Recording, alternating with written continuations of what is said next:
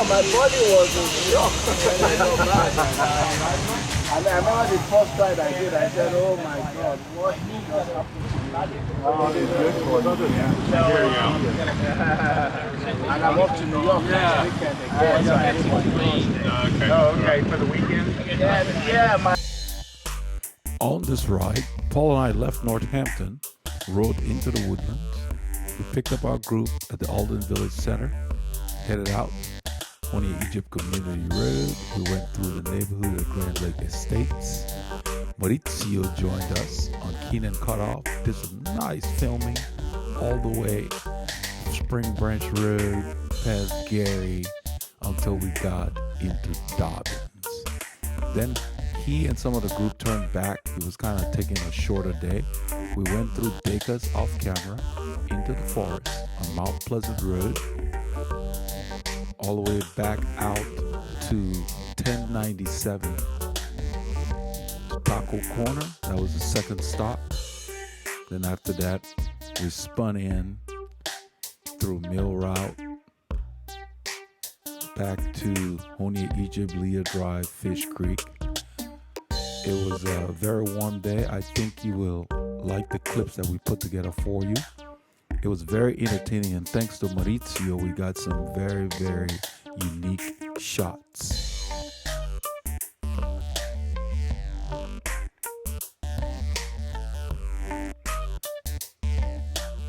I did Son's best friend.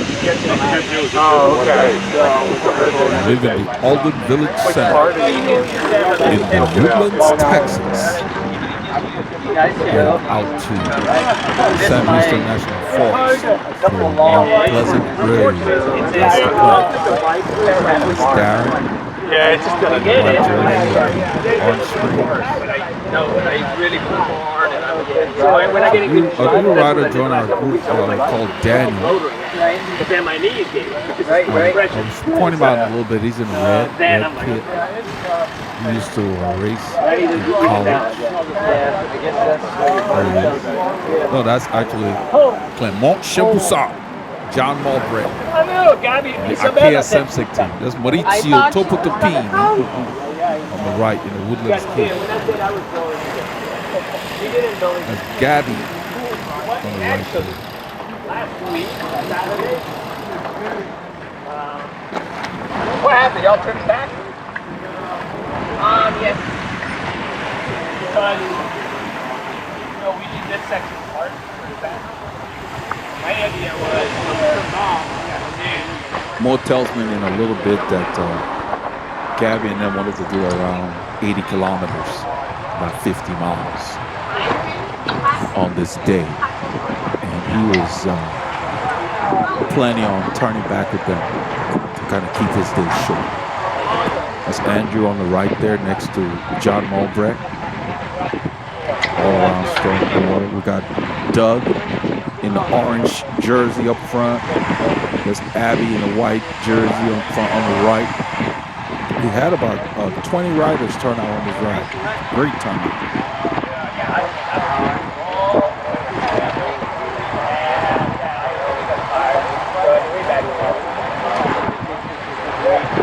In a little bit, you will hear Paul and Mo talking about different issues, that happen. Yes, sir. Good morning. There's Mo.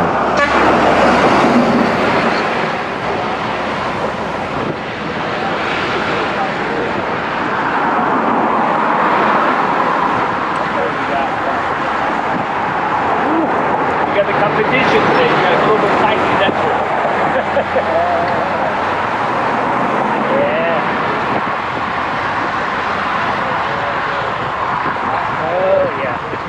Nice morning. I hope it stays this way. It's nice. The pace? Yeah, I think so. I'm going down the field at all. I'm just going to come out to the end of Springbranch. Yeah. And then I'm going to take a right. Y'all guys go left and go to Mariah. I'll take a left and go past the corner and then back. Okay. And in fact, I think Gabby's coming, maybe some others. If they want to do shorter, they can come. My knees started hurting again? Oh, yeah? Yeah, but it's right at the beginning, so I'm trying to easy. See if I can ease it down, see if it goes away. Yeah, that's a drag when that happens. Yeah, that's the problem when just coming John when the dilemma, you know, when I start feeling really, really good, I put heavier gears, I do harder rides.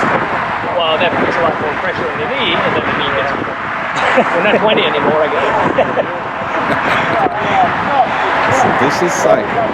He says the fitter he gets, the more he pushes, and then the knee acts up.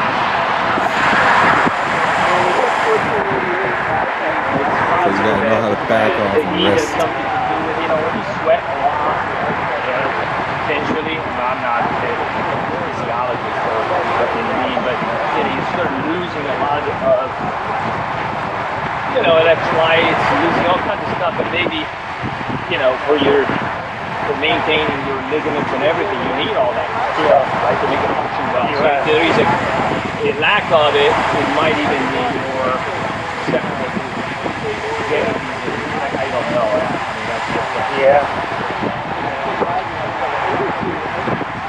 Yeah, because of the knee. That's why I sit as low as I can. You have that knees also? Oh, yeah. I hurt my left knee on the soccer. Oh, me too. Yeah. That one? Yeah. Yeah. Yeah, I had a torn ACL. That's why. Yeah. So I have, that's where it hurts. Yeah. It starts hurting where my screws are. Yeah. So it becomes tender. Yeah, you touch it, you feel like it tingling. Yeah. Same symptoms. Yeah. And soccer. Yeah. Why did I even play? Yeah, I regret it after this. That's how I started cycling. Was recommended. I played it in my 30s, 30s. I mean, adult leagues, okay? Amateur leagues, that wasn't really fun. Yeah, that's probably the worst because you don't do enough preparation to go out there and eat. Yeah. Meals that are like all twisted, you know. It's really bad on your end. Yeah.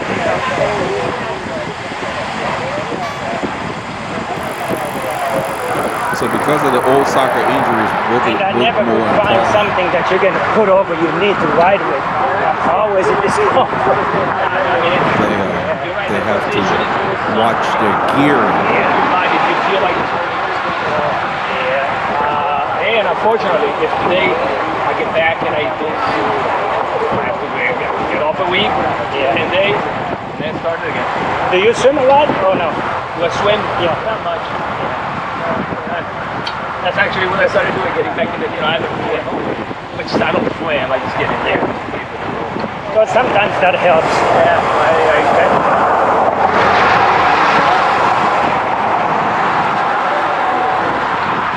I mean, except for going there and doing steroid shots, which is also temporary anyways. Yeah.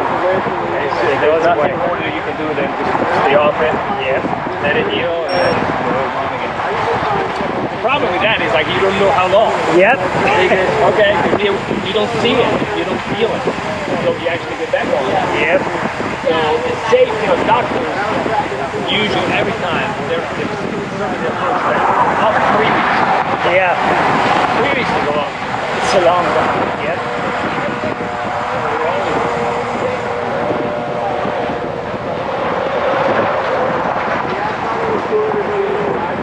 So these overuse injuries are things you have to watch. If you start having aching, you're going to back off.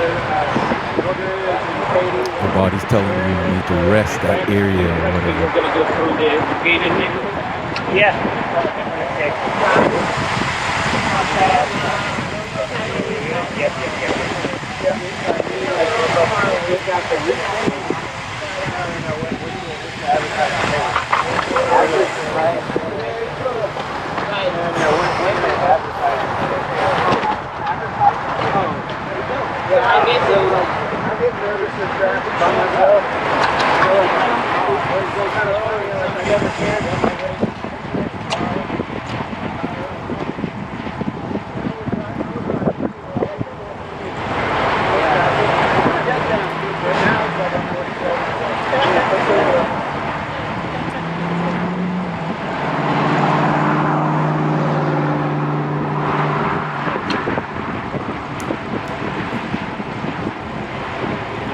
had all these expectations of watching the stage of the tournament.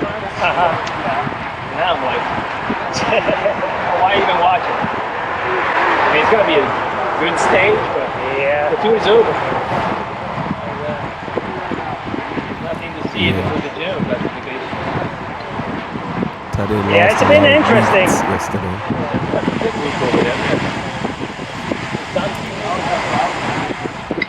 Yeah, it's been interesting. It's just the blow-up of Pogacar on the chain. Yeah. You know, if it had been done within a few minutes, then it would be.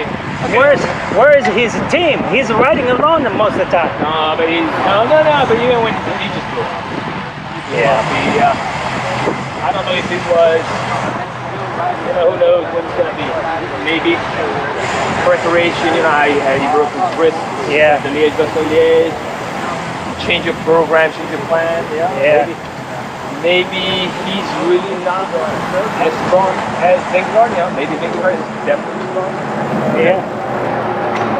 It looks like as it progresses, it looks like he's fading out. Yeah, well that's, you look at these riders these days, they explode like in Souke. They've been early planning. 19 planning. I was actually worried yesterday. I was looking at Matthew Van Der Poel. Yeah.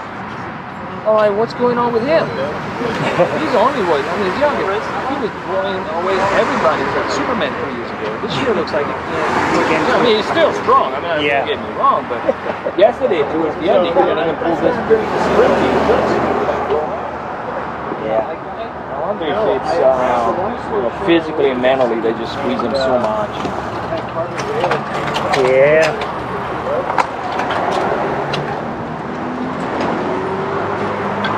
We go across the FM 1488 here, wrapping up the warm-up part of the ride. In a little bit, we'll come across a group that has stopped to repair a flat as we approach Fishcreek. The guys that leave from Zante. I noticed Fabian is back in town, huh? He is. This morning he was leaving at 6. I would have gone with him if I wasn't.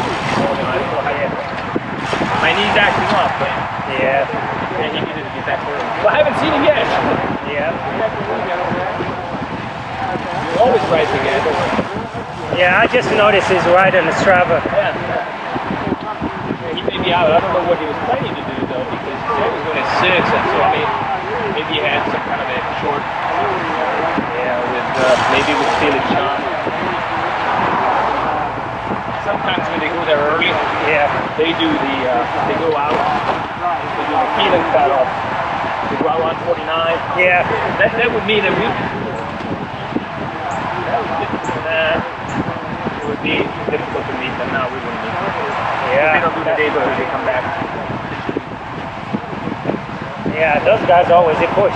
You fit right in. Well, that's why I said I need it today. I can't do that. I was talking about riding with Fabian and some of the other cyborgs we have in the area. With his knee acting up, I don't think he wants to do that right now. Not a good idea, because those guys push all the time. More pushes too. Preparation can do, right? Because he can't do it. Yeah. He's got the time and the will to do it. Yeah. I mean, Sana is another one that is so strong. Preparation can really He's very methodical. Yeah, you need certain characteristics as well. It's not just that. Yeah.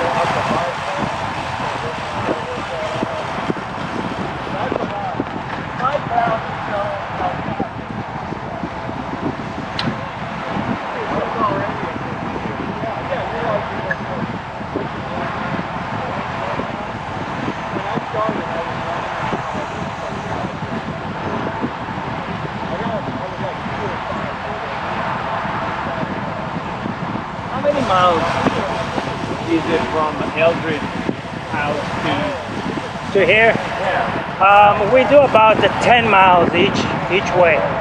Yeah. That sounds about right. Yeah. There's another group up there. Do you see them? Yeah, the Zanti boys have a flat. Somebody has a flat. Yeah, I believe. Mechanic. Hey guys, hey guys. Hey. Open up the airway and get it.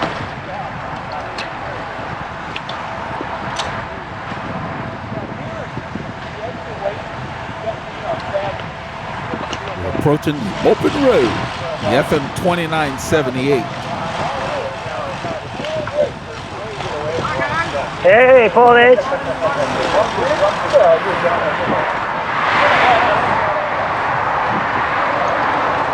We're going to be turning left onto the Honea-Egypt Community Road.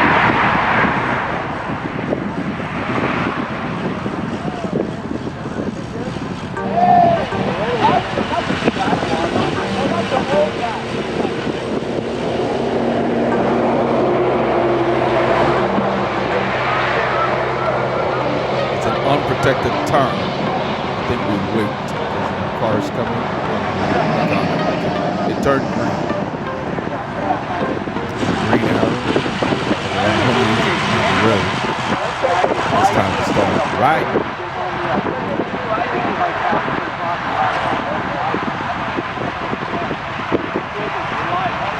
It's Kenny on the left and Doug on the right. It's Abby in front of Kenny. Andrew on the right there.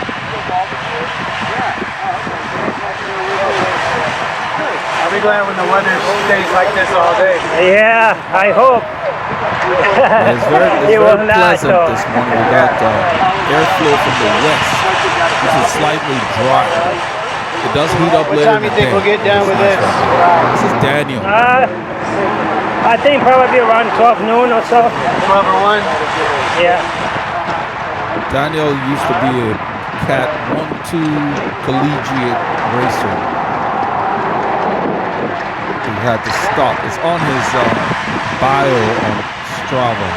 He had to stop racing because of, I think, AFib.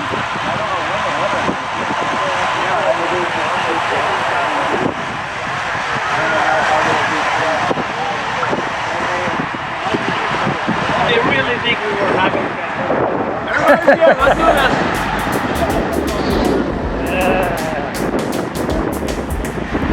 Most getting some food in the system. Most starts is right early. Yes. 5:36. I have been. I want him to show how Mo just got all wraps his sandwich. So you don't need all those pre-packaged things. You can fix what you like to eat at home and just package it and put it in your jersey. Whatever you like eating. Especially on a long day, you don't want to just do gels. It gets old after a while.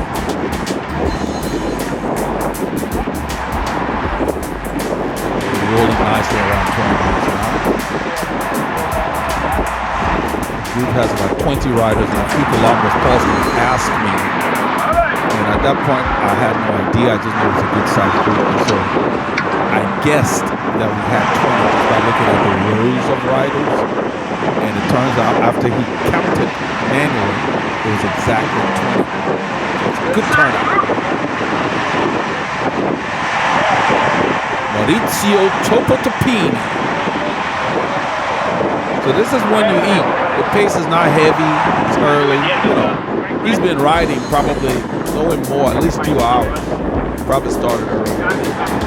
At least 5:30, 6 o'clock. So he's telling me there that they're not going to do the entire 85-mile route. They're going to do about 80 kilometers of it. 50 miles, because there's a lady riding with him, Gabby. That's kind of what they want to do. And plus, you guys heard, if you watched the early warm-up, he's got a bit of tendonitis in the left knee, so he's backing off. That's JP Wood on the recumbent behind us there. That's a very stylish recumbent. We need to film it. It's a fancy recumbent. It looks like a carbon bladed frame.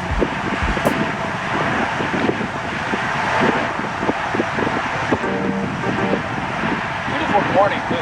Yeah, it's a lovely morning. The air is dry and very pleasant. So you got to get up early and get your K's in. That way the day does not interfere with your ability to get out. I like to get my workout in early so it fuels my energy for the day. If I work out late in the day, it keeps me up at night. Depending on the intensity of the workout, of course. The easier workouts don't bother my sleep patterns. If I do it later in the day.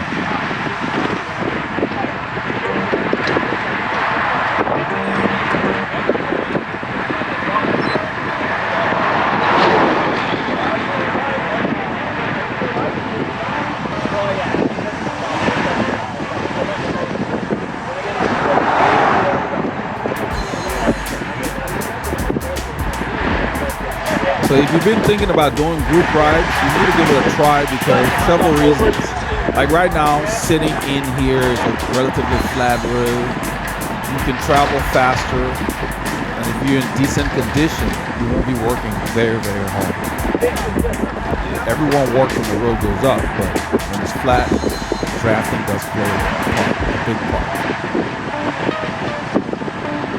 So we're staying on this road for maybe another 5K, maybe 3 miles. We're going to turn into the Grand Lake Estates subdivision that will take us out to Keenan Cutoff. We're going to be doing Springbranch today. And more livens it up on Springbranch. I think you will like what he did. He showed how to get your teammate to pull you to the bottom of the climb.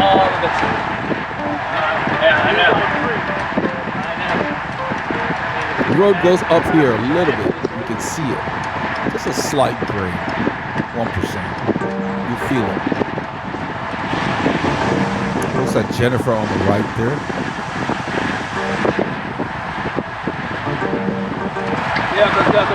That's Jennifer. Next to Dan. Blvd.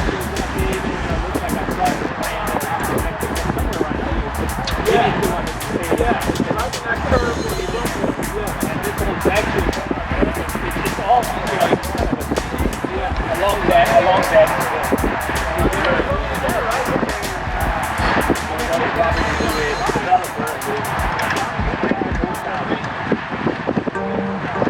Jennifer is a workhorse. When it comes down to it, she holds her own.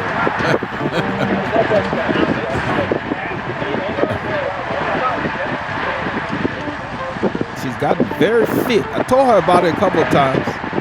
She just kind of laughs, but I'm serious. I mean, because I don't miss a whole lot. Her body has changed. She's got more of a V, you know, her shoulders. Her body has toned to where her waist is tight, and all you see are shoulders and legs. And I told her, I said, well, whatever you're doing, keep doing it, because you're looking good. And laughed about it. She didn't seem to think she's doing much, or she didn't seem to think that there's been much of a change, but I've noticed a change. And then her kit fits her really well.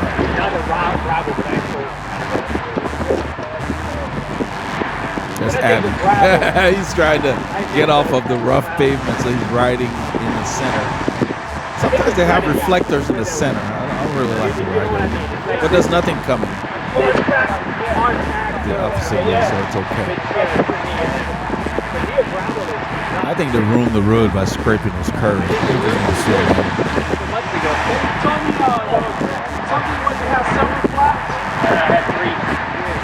Well, we're talking about a gravel ride that had like 3 flats. It was somewhere, I think it was in Louisiana.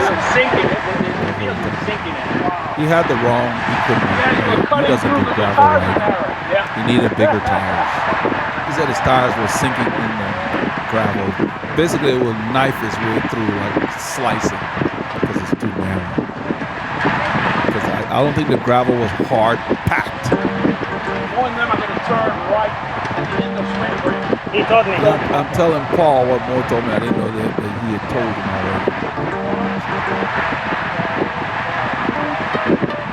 But they ended up staying all the way. Instead of turning right at Springbranch, they turned left with us and stayed until the first stop. The store at 105 and Mariah. And then we came back with Jennifer and John and Gabby. And I think Andrew, who was in front of Gabby right now, they came back with them.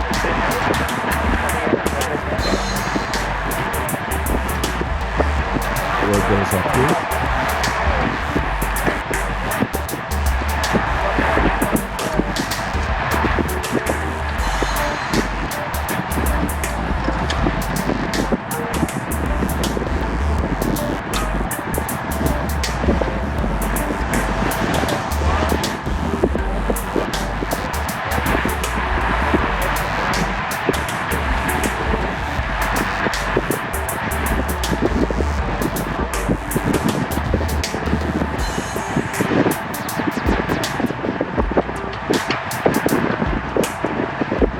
Going to be turning left shortly. We went all the way to the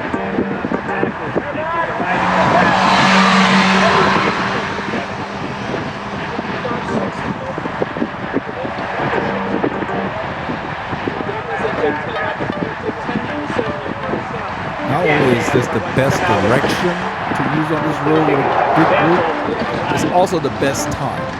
Even during the week, going north on this road in this direction does not show any heavy traffic.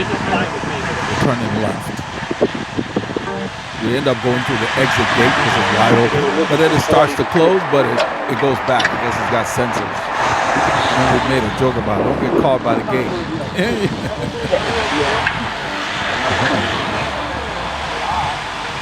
All right. Oh, look at this. Can we do that? Yeah. Come on, come So on. the gate will close and it open back up. They probably have a sensor that if something's there, it's like a safety feature.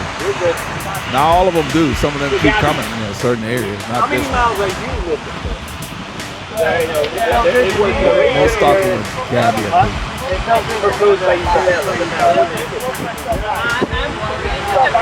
think. Hey, Max, I didn't even see you were there, man. Dude, I wasn't there, dude. I've been chasing you guys. 7:02, and you guys are over here. You guys are punctual as shit, dude. Good to see you, man. Max said he wasn't at the start. He's been chasing us. That's funny. Yeah, Max getting back in shape. Max did the whole route. He won't rush through the forest. Jennifer, good morning.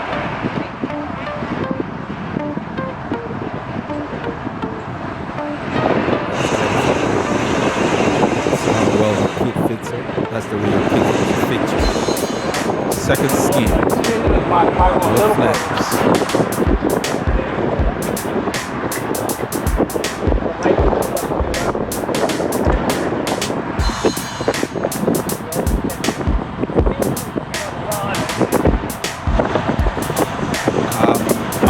Fence about making a video about what I'm going to say in a little bit, and maybe I should. I have found that the material that this Blvd jersey is made of, they call it a lightweight Blvd. It is the best jersey to use in very hot conditions. I found that the other jerseys, as light as they are, like the flyweight or whatever, when you stop, they stick to your body. The Blvd does not. You know, the perspiration is there because of our humidity. So if you live in a humid area or whatever, when you're riding, you don't notice it as much because the wind's blowing and the evaporative cooling is kicking in.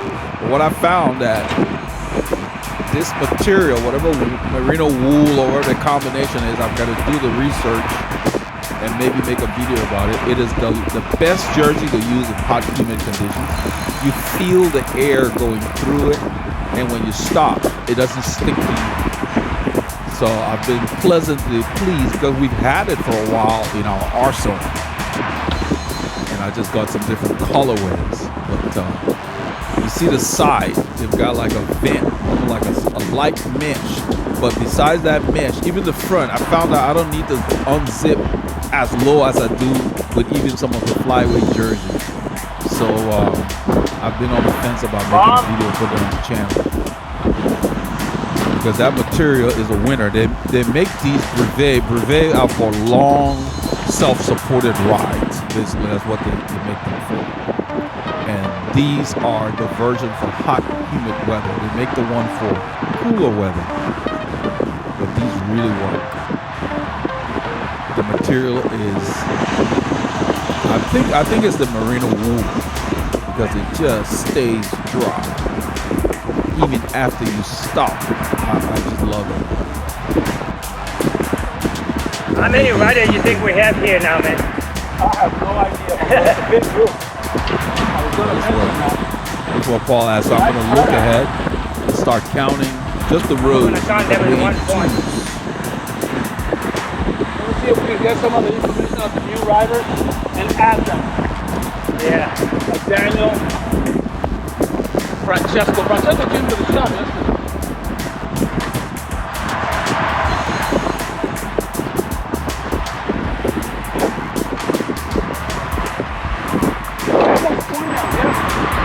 Yeah, right now I'm at 14, so let's see. That's why I told him, I said, I think 20. He said he's at 14, so he's going to drift back and count everybody. And it turns out we have exactly 20 riders. Okay, that's a good guess. Do a little guess video. I'm trying to see how many we have. 20 riders. Yeah, 20. There's Gabby. Lightweight classic Rafa. Fair flyweight classic version.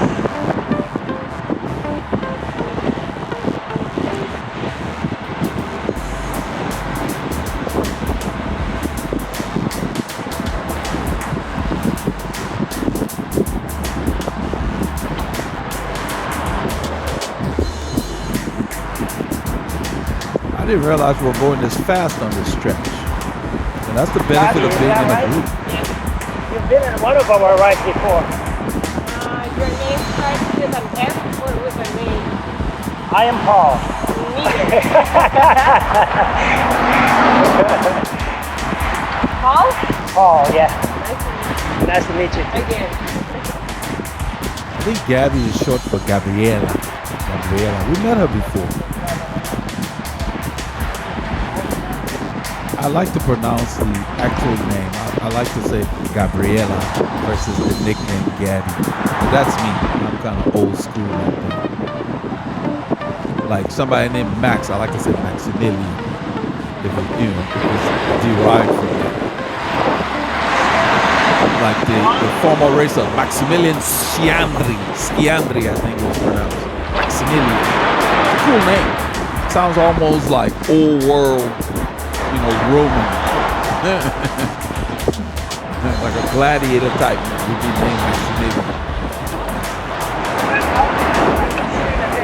This is a good shot. John Z, Jennifer's husband in Navy jersey. Green white. I got some auto paint that I touch it up with occasionally. Daniel in the red kit. And that's Mike Bananas. The Veloharmony orange. Flyweight. There's Kenny. Just filming, don't mind me. All right. There's Kenny. And then Clement No, Chapuisson. just getting all the people John in the group. Mulgrew. There's Darren. Darren got his arm covered. His sun is intense down here, so if you can tolerate arm strength. I can't this year for some reason.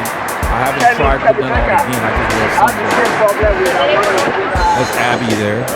Andrew. I forget the name of this gentleman. He used to be with us.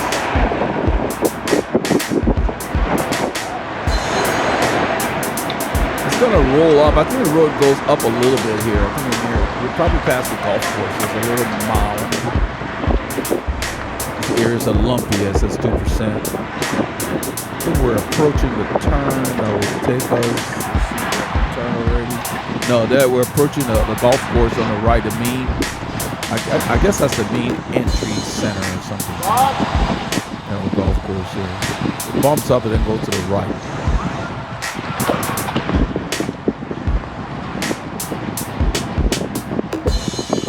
I remain seated. I just downshifted. I'm more messing around. Playing with the bike. It's good to do those kind of things so you get a feel for how your bike handles. Because on Thursday I was riding with a group and I almost hit the deck and my rear wheel hit a bump. I was trying to avoid the lip of the bump. And it made my bike fishtail like a snake. Giriamo a destra, attenzione, giriamo a destra in questo momento. For those of you who can translate that, I'm sure you got it. Most speaking Italian. Time for Sergio Leone. Do a little Sergio Leone directing this Porsche guest director. Paul never gets the picture because he's taking the picture. Polilonga. Bump. Oh, car back. Wheelie, car passing.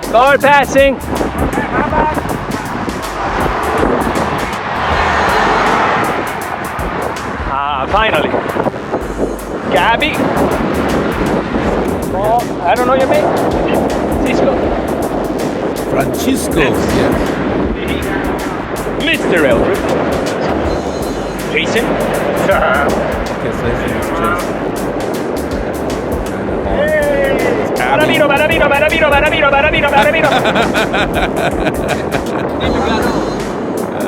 You think more was on a motorcycle. He's even got the John Gong sound down. You will hear me in a few kilometers telling you you're supposed to be resting that knee.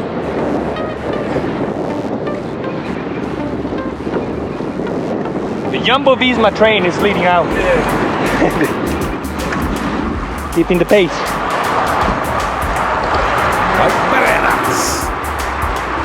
John. The Montchamp the Arkea SM16. This is John Z. That's Jennifer's husband. Doug shot. Abby. Mr. Doug, are you planning to attack today? We'll give it another 5 kilometers. Legs feel good? Legs straight. I'm Sandra Pogaccia today. Oh, no. 616. Abby's marking you. Abby. He knows who's attacking. Abby rides lots. Abby rides pretty much every day. It's Jason. That's Pete and Max. Max said he was chasing us. We got there after we had rolled out. That's Francesco on the right. On the tie-looking frame. Francesco. I teased him when he came out. Francesco Casagrande. We laughed about it. Yeah! Maurizio.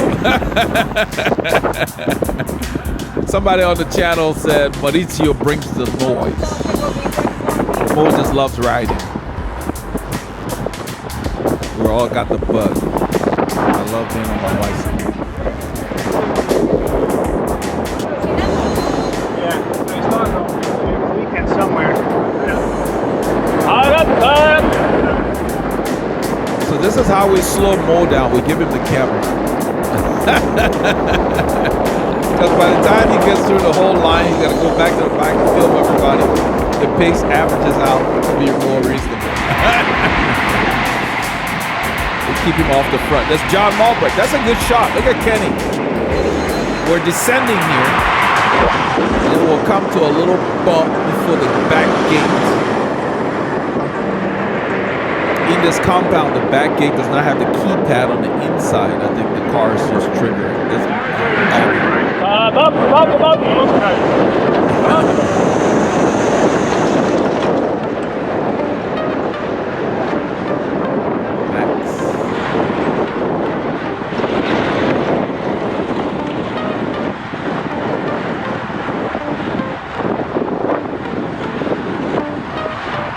Somebody lifted the pace. I'm just skipping the cadence.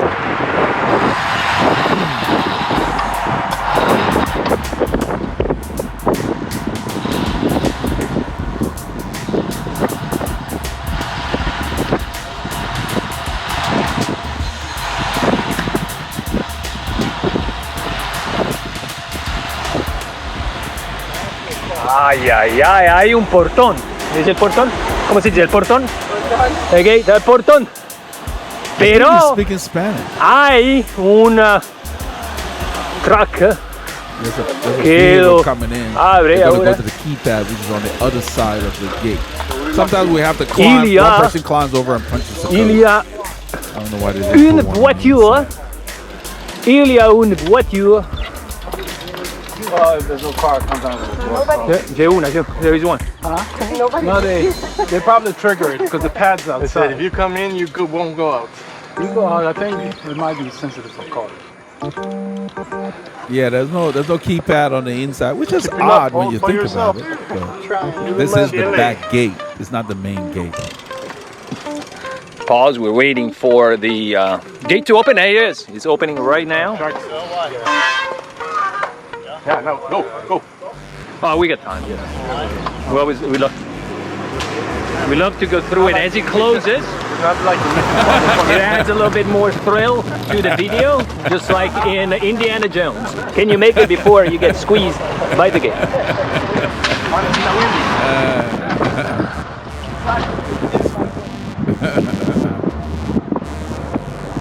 Gaby al ataque. Está atacando por la subida. No, no, It was like a it was a 4 or false 5%. attack. Well, it was a mind game, mind game. Last week, not good.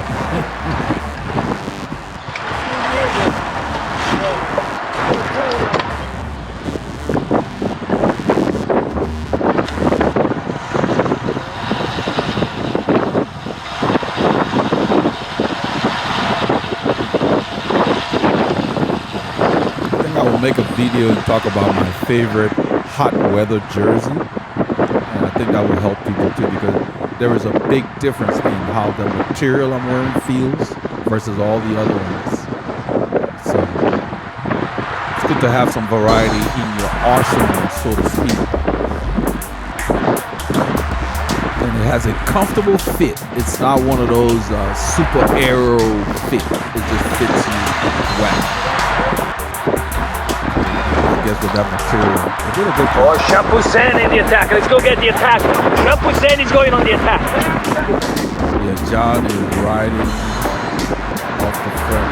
John just started riding. It was like a lull. He decided to take a... Barabino. Champoussin on the attack.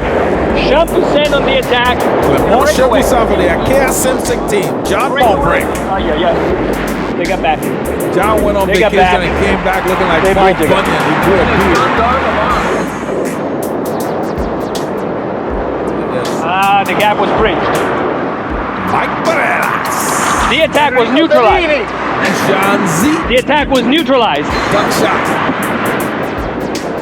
Abby the man. The attack was neutralized because Abby always says no Abby mercy. needs to be in the sprint. So all of his teammates Darren. are not letting any breaks away. It's going to deliver me to the front. It's going to deliver me to the front. You're the Caleb Ewan of the group right here. Now, Caleb is out now, but Phillips is. Phillips, okay, sorry. Okay, he's gonna be Jasper Phillipson. Yeah, right. Ewan is not good enough for So they're gonna Abby's deliver it ability. to the front. I guess everybody's been following the tour. Yeah, I've been recording it. I watch it afterwards and I speed That up. was hard. It's funny to hear Mo say that was hard. At least he's human. I thought he was a cyborg. You will hear him in a few kilometers, probably about 8 kilometers. He can tell me that after he does something on Keenan Cutoff, he said, Elder, that was hard. And I'm sitting in the bunch, and yes, I'm in the bunch and it was hard, so yeah. I agreed with him. I just kind of smiled. After I tell him you're supposed to be resting at noon. And he said, we're going to be turning around. Meaning he's not going to be doing as much as he usually does. Usually Mo will ride 162K on a Saturday. Fast. Like 4.5 hours. And they'll do 162K.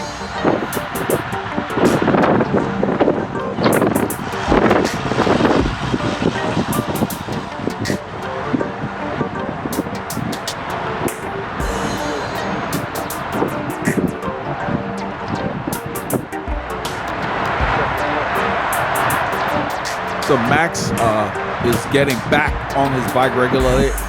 You know, when you're not doing your full load, you have to work harder. And, so I talked to him at the store when we came back at Taco Corner on the way back. I told him, man, you just need a few more weeks of consistency because he's not that far off.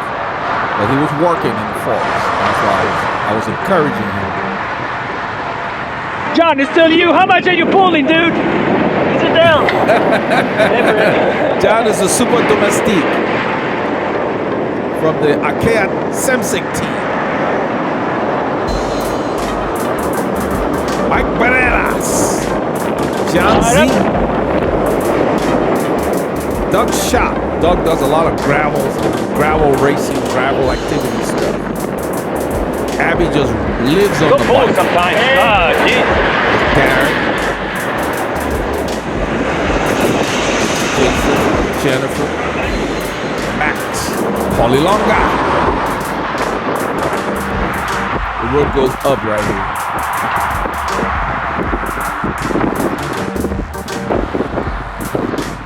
You gotta save your legs. You see my cadence up there. It's going down a little bit. I think I spin it back up. I'm sitting, close to 100. Just spin it. We got a lot of lumps to deal with today. We're going into the forest. We got about 4 hours of hard riding, so now it's not the time to be a hero.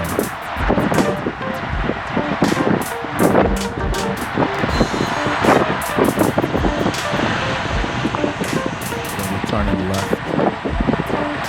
This leaves the Brandley Extil. This road is called the Hills Parkway. We're coming up to a road called Keenan Cutoff. We are going into Keenan. I don't know if this part is Keenan, but this road is the cutoff to Keenan. It connects 149 on the western side on the left to 2854 on our right, the eastern side. That's why they call it a cutoff. You cut across in Keenan. So this must be Keenan. It's clear. I'm gonna move up, further up into the bunch here because these lumps over here, if you wear at the back, it's a little different dynamic. So I wanted to stay in the top third. That's why I moved up at the corner. All right, we'll do this section of the climb and then how much? I think we still have video. We get Jason here. You get Jason. Tim Moore is asking how much filming. He's going to ask for how long to film. We will just film till the first stop or something like that. Sometimes I even bring an extra battery, but to tell you the truth, I don't want to go through more than 90 minutes of footage. It just takes so much time. So we try to keep it down. And most of the action is best done early in the ride like this because once we get to the first stop, people start diverging. Everybody's got different schedules, different amount of hours they want to invest on Saturday. So we try to get the early clip so we can get everybody. This is Keenan Cutoff. It's a lumpy kind of road, mild grades. Ninja grades and 2.5% or something like that. Nothing crazy. But you feel it. I don't know who's pulling, but we're moving. I think it's Danny. I think he's on the in the front. Yeah, that's what got fast. Mo said it finally got fast. It suddenly got fast. Let's just see who's at the front. So we're doing 41K, and Mo is riding to the front. So that means he's doing 45K. Let's say 27, 28 miles an hour. He does this for a while, and in about probably 5 kilometers, he will look at me and say, "Elder, that was hard." I was like, "Yeah." I'm thinking, "Yeah, I'm feeling it." We're working. It's nice pace. I stay a little to the left because there's a lot of yo-yo when people are... Policia! Yeah, there's a police car on the right. It's parked. Slow down, police is on. An SUV. Keep it below 40.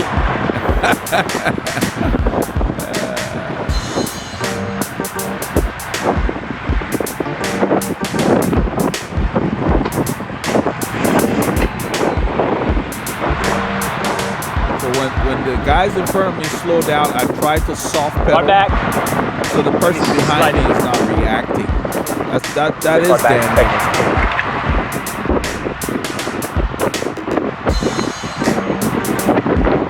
That's the police car. It's just there to keep people driving crazy. Let's put it down.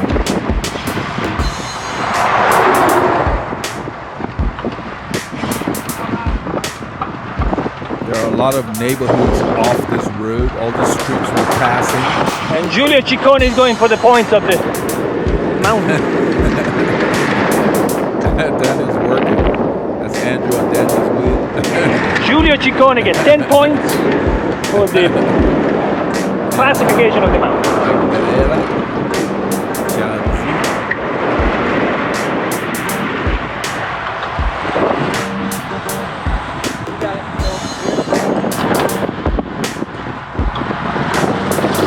Soft pedaling. So when they slow down, I soft pedal a little, then I drift out of right or left.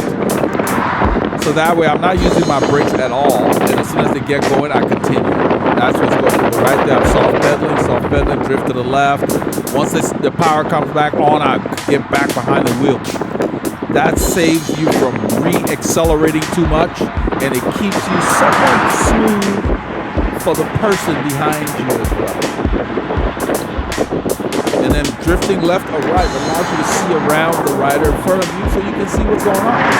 We're really moving here. Let's see, 37K, we're about 53 miles an hour. Okay. Daniel pulled off, and I think Andrew takes over.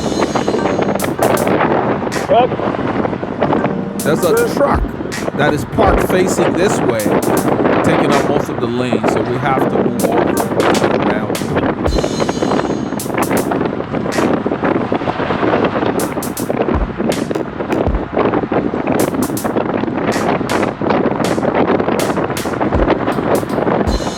About almost 40K.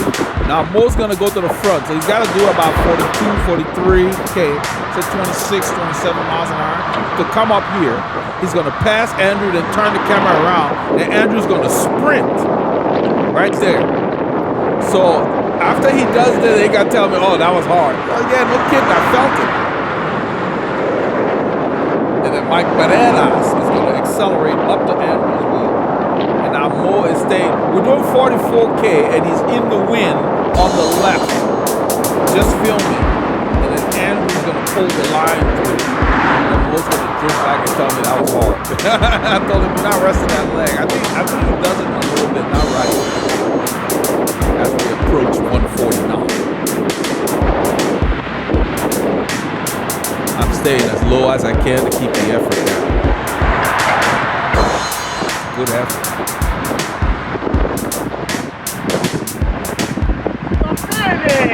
Woo!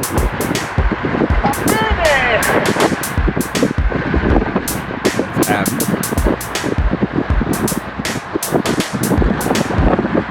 Jennifer. Woo!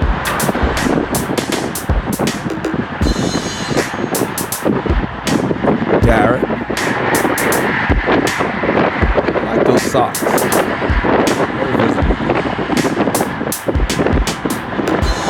Sunset color scheme.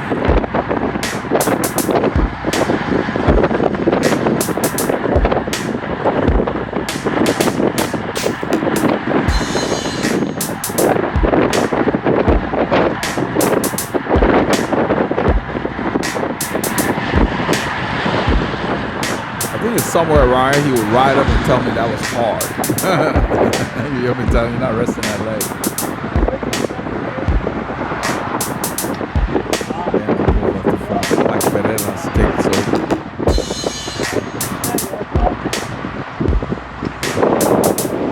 Adrian, that was hard. Woo!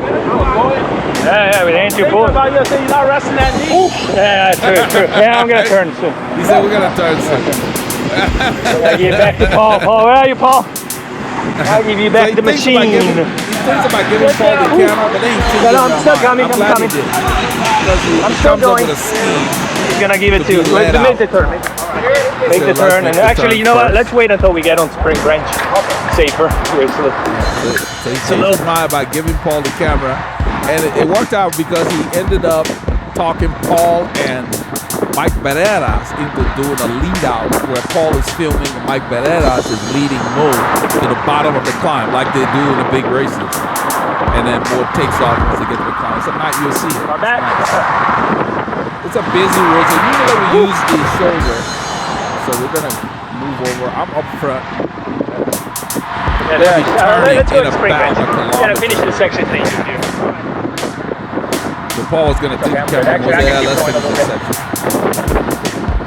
Yeah, I tried to film Andrew from the front. Yeah. Oh my God, that was hard. Jeez, he was. I don't know how fast we were going.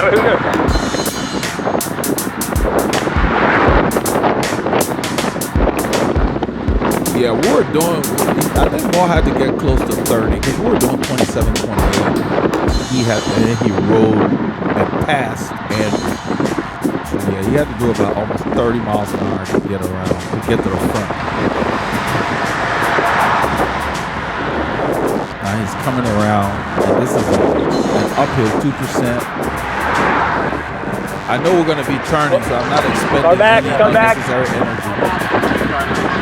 The car that he says is back is going to slow down, and then we're going to be turning in about probably 500 meters. I'm looking in my mirror. We're going to take the left but he slowed down. Yeah. He slowed down, so Mo's going to get on the road. Once Mo gets on the road, I move over because I see him. And I'll let everybody know we're going to get off the road. We're going to turn. The driver waited.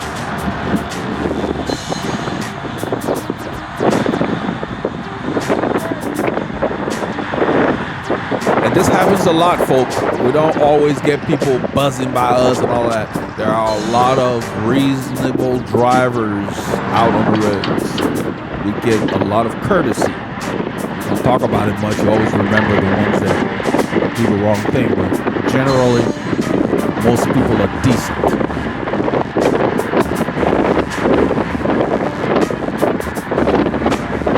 Darren trying to get up to the bump. We turned and people didn't slow down. This is a slight downhill. It's going to level off.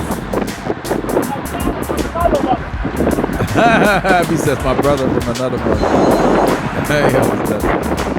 He said, my brothers from another mother to Paul and I. Mike Barreras is pulling. San Diego, Texas, Mike. He flicked his elbow so John Z can go through. He flicked his elbow on the left. The left elbow means come on my left. If you want the rider to come on your right, then you would drift left and flick the right elbow, depending on what the wind is doing or the traffic conditions. You know, you get that option mostly on very quiet roads or closed roads where you can lead or side. Most of the time you kind of go out in the traffic.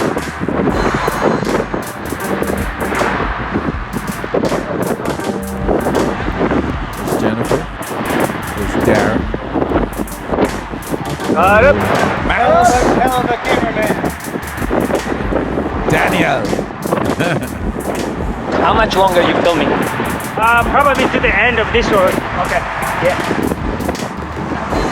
Yeah, we ended up filming to the stop. We just filmed till, we just filmed, and a lot of times the camera will beep and tell us the battery. Yes, sir.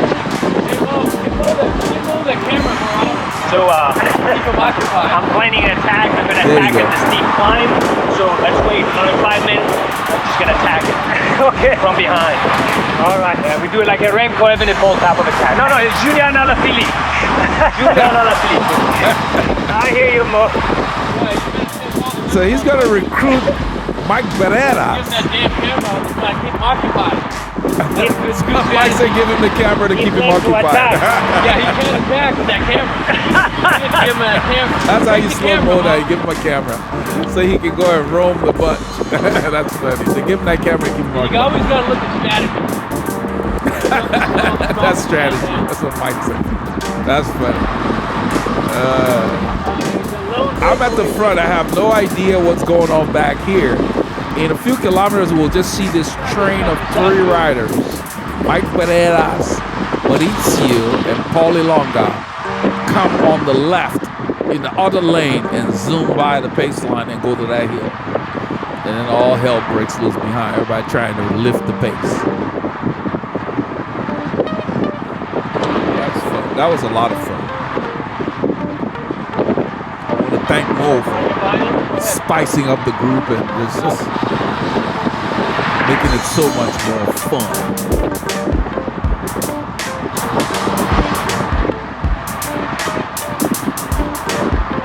It's always a pleasure to see you. No, I'm gonna wait on this side because I like to get more when he goes. This is where Mo's going to recruit Mike Barreras to do the lead out. Alright, follow me. And Mike is gonna leave me out. No, come on, leave me out at the bottom of the pack. Mike's in the, he's just at the bottom of the hill.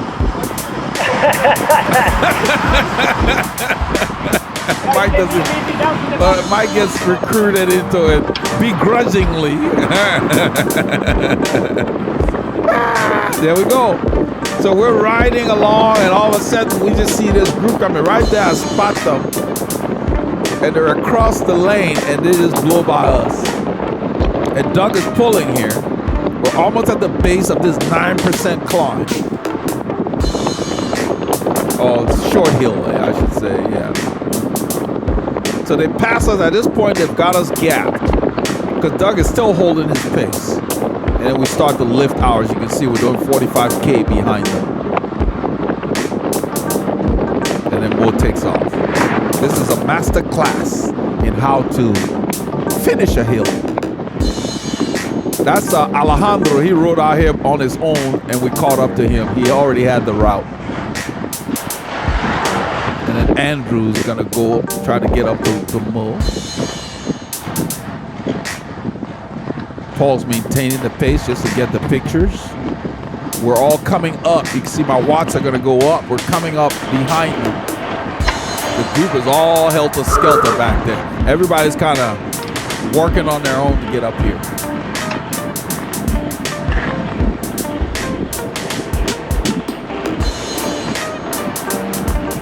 Most started off the path. And Paul's gonna tell him, I got it.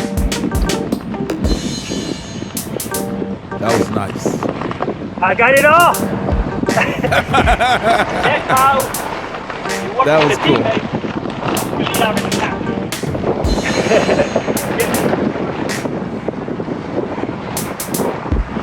So Doug's gonna come and go and pass everybody here. He's just maintained his pace from the time he was pulling. He didn't back off. There he is. He's gonna go on the left. He's gonna keep the effort going. We're sitting up waiting for the group to regroup because we scattered all over that hill.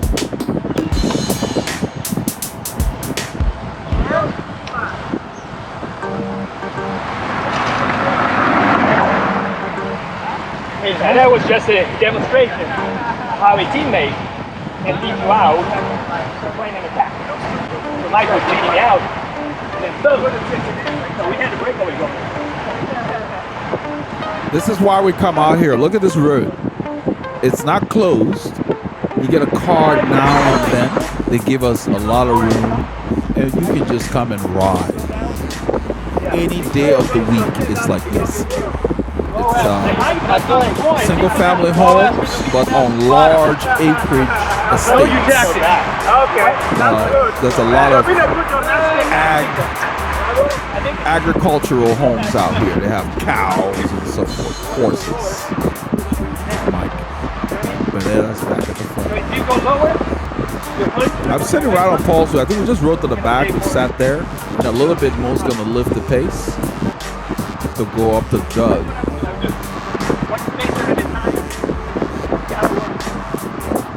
We're going to ride up to Doug, and then after a while, Mo will pull off. Paul will pull off, and then I'll tell John, go on through. Because John wasn't sure. I need more in the field, man. This is most time. So Mo's going to pull us up to Doug. You see how Mo keeps his knee close to the top too? That's just his style. He told me, he said, he used to have a bike back in Italy when he was much younger. And he kept his legs so close to the frame that he would rub off, I guess, the decal or something. And his teammates would know that it was his bike because, oh yeah, that's Mo's bike because the decal's been rubbed off. Because when he's going really hard, he just folds himself over the bike, just closes his posture, brings his knees in, shoulders down, to make the most out of the effort. keep the area that you can see how close his knees are. You have to find your style, whatever works for you. I mean, you know, everybody's different, but that's a very efficient way to ride.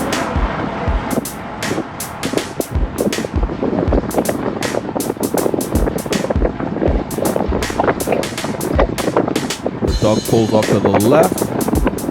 Mo will go through.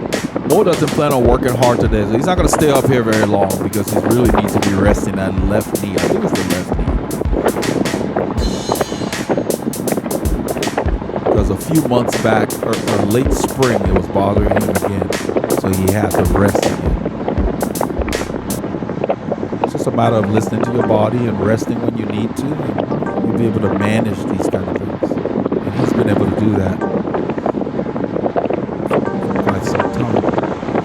Like he said, we're not 20 anymore. You gotta pay attention.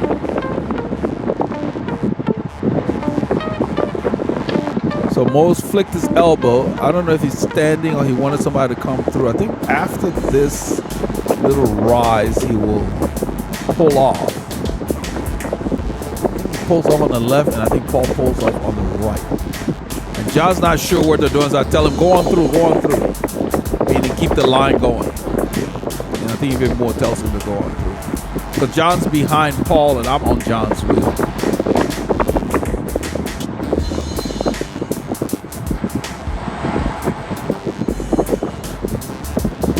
So we're doing about 18 miles an hour up the hill into the wind. Mo pulls off. Paul's going to pull off to the right. John's not sure. Paul wants something to film. So I tell John, I'm on John. I told him to go on through.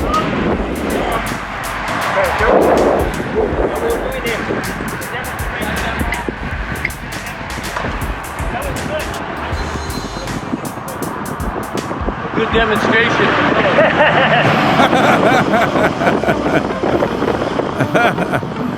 I think Mike is being sarcastic here. Mike Pereira's.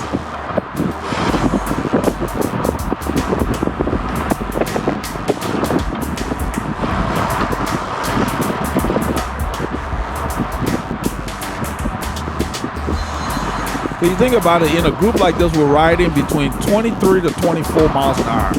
So to do 80 miles, we're definitely going to knock it off in 4 hours. I mean, guaranteed, you know. I'm talking about actual moving time. You know, we do stop. Our stops are not very long, maybe 10 minutes, 5 to 10 minutes. Let's say. About 10 minutes. We got a lot of people. Stop, get a drink, chat. People use the restroom. Before you know it, everybody's antsy to go again. And that's usually what happens. People start saying, okay, time to go. You know.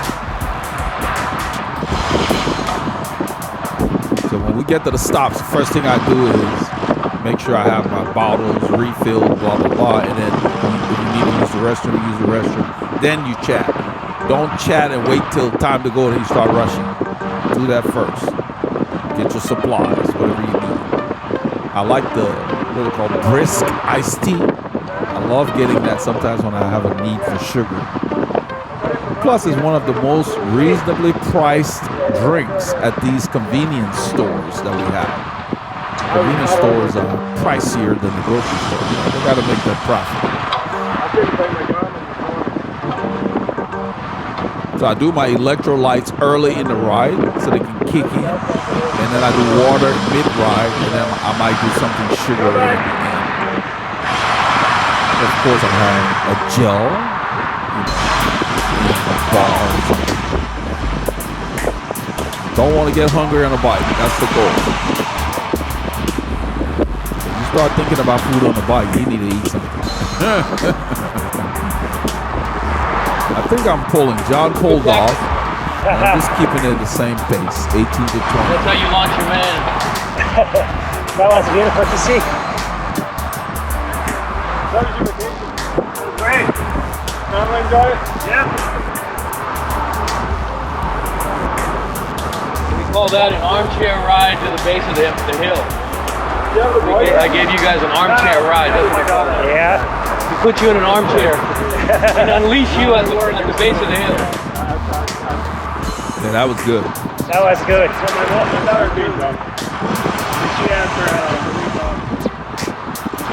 He's working at the bakery.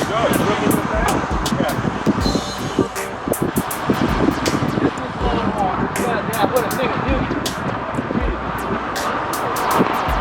My God, yeah. To see him in person is just special.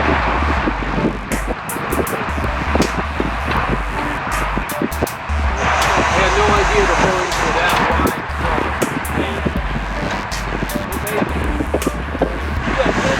Happy! My brother! My brother from another mother. Yes, sir. My brother from another mother. My brother from another mother. Abby. Abby loves riding his bike. Abby keeps that bike spotless. Abby will be cleaning his bike at the stops. I thought I was bad. He'll go get a piece of tissue, wet it or something, a paper towel. You'll see him wiping areas in the middle of the ride on a dry day. And when it rains, it's even worse. We'll clean the whole bike, even though we get it back on wet road, so everybody teases him. There's a puddle, that's for Abby. Like keeping his machine spotless. I like that he keeps his drivetrain really clean, because that gives you, I get like 18 months out of a chain, because I keep my chain clean, and I check it. So at 0.5 wear, I take it off the bike, put a new one on. Performance is better, saves your components. That's the biggest thing you can do for your bicycle, keep the drivetrain clean.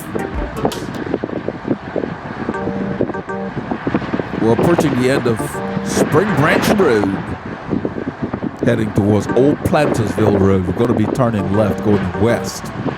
Maurizio and Gabriela will join us and continue until we get to Mount Mariah at 105. Then they come back with the John Z's. John and Jennifer. The JZ's. The car right.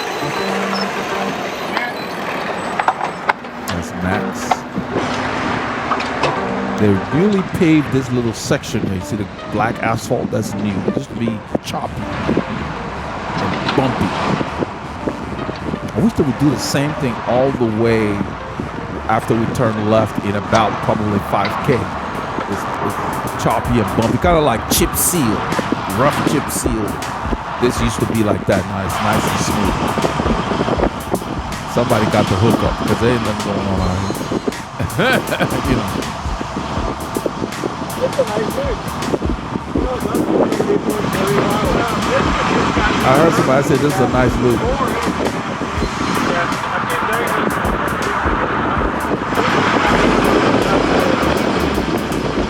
And then at the end of this, after about probably 10 kilometers, we got a wooden bridge. And I pray that they replace that bridge, because it is it's like going over a washboard that has crappy wood, let's say. Just shakes you up. So I basically stand the entire time. We go down a hill, and that momentum carries you over the wooden bridge. And I just stand. Saves your wheels, because it shakes you up. Yeah, I did the 100 miler, the R3 miler. Yeah. We did a 500 miler. Oh, I missed that. I was in the country. Is Full Moon. Yeah. Forever. That was out there.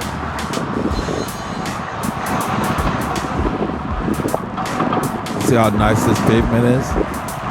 It's such a nice thing to experience now. It used to be really, really poor, bumpy, chippy. I mean, this is nice. So whoever hooked this up should get them to do the rest of Tri-Lakes, because you'll see what I'm talking about. We're turning left, and then it goes back to Chip Seal. This Tri-Lakes area is another community that has large acreage properties and other townhomes and things. They have some private gate access communities in here as well. But it's always quiet. You have to have business in here to come drive through. So this part of the road is not that bad, but that's how it used to be. It's chip seal. It's not too bad. But then we have areas where we've got little divots that they've dropped asphalt trying to fix, and it didn't do it well. So, you know, you dodge them, you stand, you know. Some of them go across the entire road, almost like a little gully that they try to fill. It's not too bad. It's just, it'd be nice if it came out and paved. This part is okay. But when you're tired and you're on a road like this, you feel like you're working hard because the surface doesn't help you.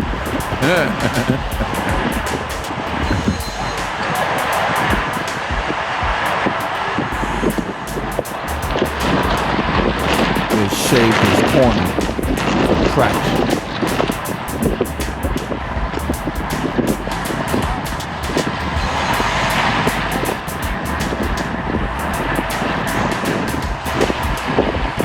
Paulie Longa has the camera, of course, sends more given to him for the lead out to the base of the hill.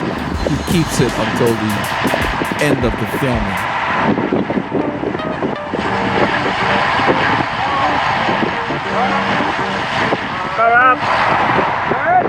These are the sections here. If you look at the pavement, besides the chip seal, we're going to have a lot of little perforations in the pavement, so to speak.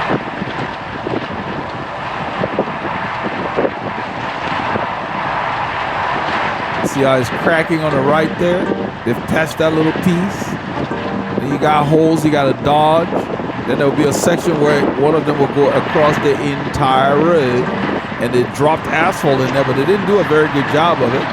So over the years, it has cracked. You know? So when you're riding on any road, read the road. Yeah, right there. That's what I'm talking about. They patched that one. So they've come back over time and tried to fix them. That's another area. So I just stand when I come over those where you can't really go around with it. Let the bike kind of bounce over. I didn't realize we're going this fast through here. When I come through here solo on this road, it seems to wear you down. Put your head down, you just work. And then you get to appreciate the faster pavement. In a few kilometers, they have repaired the road. They repaved it up to that bridge. It's coming up. So it allows us to get a lot of speed as we approach the wooden bridge. And when you get to that bridge, you use that speed to get across quickly. But it rattles you.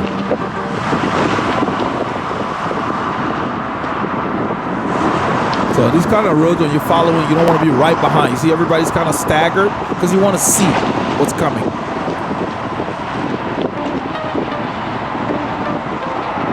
We've gone over worse roads. This is not terrible.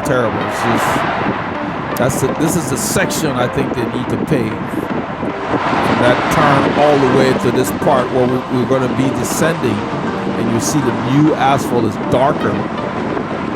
Like they need to just finish the whole tri-legs.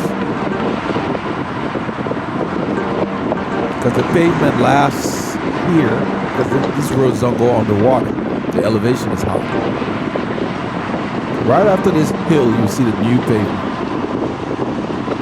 I think right here, yeah, this is it. They paved it a few months ago. It's faded a little bit, but look how smooth it is. This is taking us to the wooden bridge. You can see we're going 53 kilometers, 54, 30-something miles an hour. And then we come to that wooden bridge. That's why I want them to get rid of it. You can't maintain the speed. So we stand, I lift my front tire as I approach it right there. The lip, see that? It's cramping. It's shaking everybody. Good thing is it's short. So you get over it and you're done.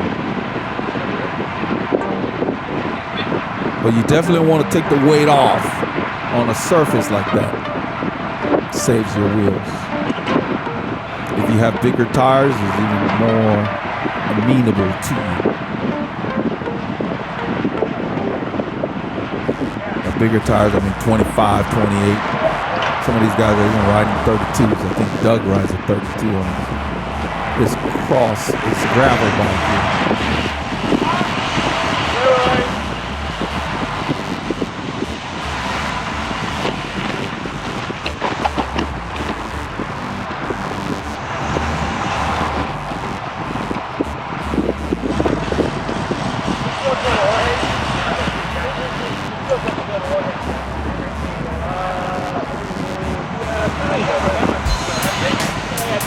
They're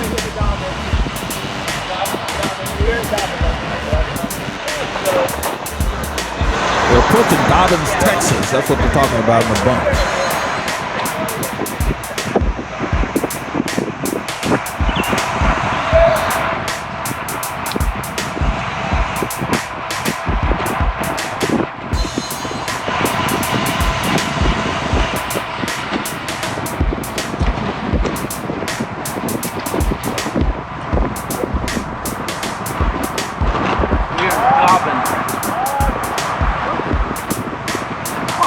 Dobbin, Texas.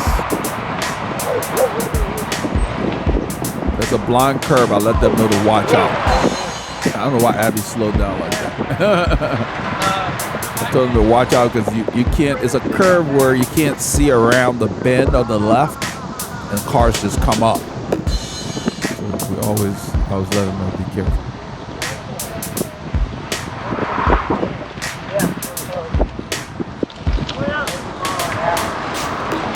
On the left there, we always check. Because they come around that curve, you can't see them. Happen to be clear, we'll go through.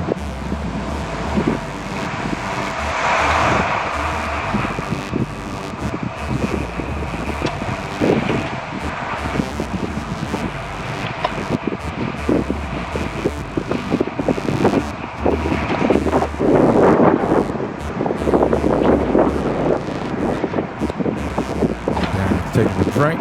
We're going to be stopping about maybe 3 kilometers, about a mile, maybe a couple of miles, maybe 5K, 3 miles.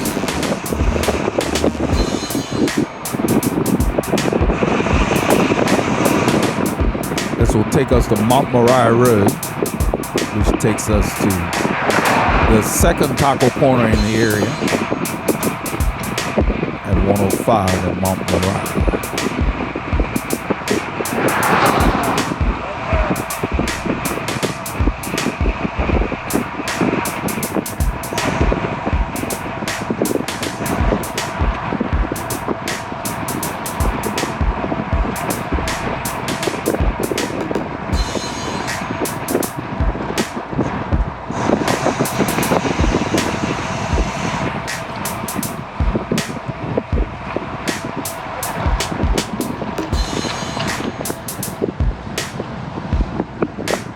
This is Mariah Road, taking us up to 105. To the first stop of the ride. We have at least 2 stops. Try to space them out, depending on where they're located. Like the first hour to an hour and a half, you want to stop. This is like an hour 22 duration. It's perfect for the stop. And then, so it's about probably 30 miles.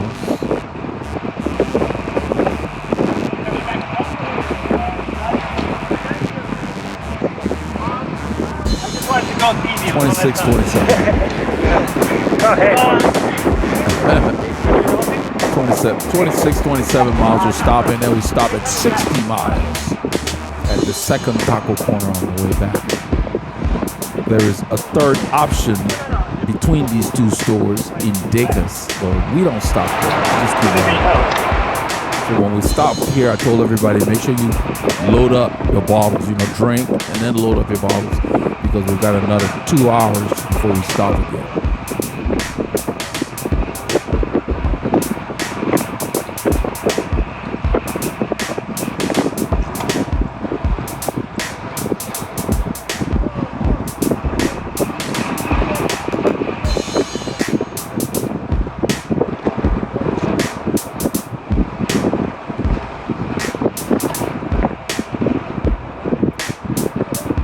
Good to see them holding a steady, reasonable pace. So we stayed around 18 to 20 miles an hour for most of the run. I mean, there was spurts when we went faster than that, but just generally.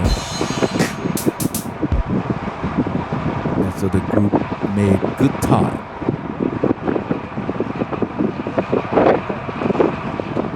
So I don't know what you did on Saturday, but this is part of what we did on Saturday. Remember, get your K's in and keep all the doctors fired.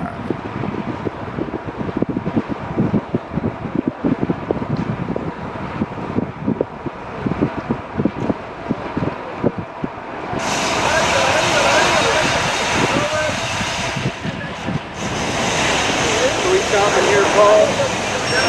Huh? Oh, are we stopping here? Yeah, we're stopping here.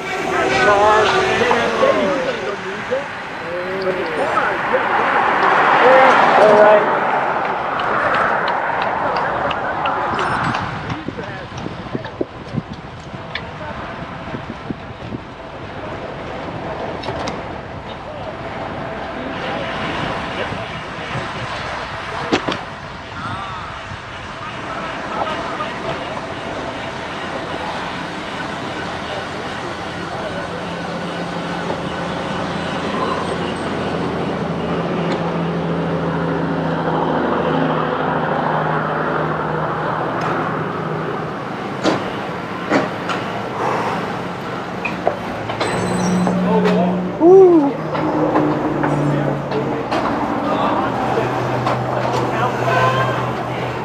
Good pull, man.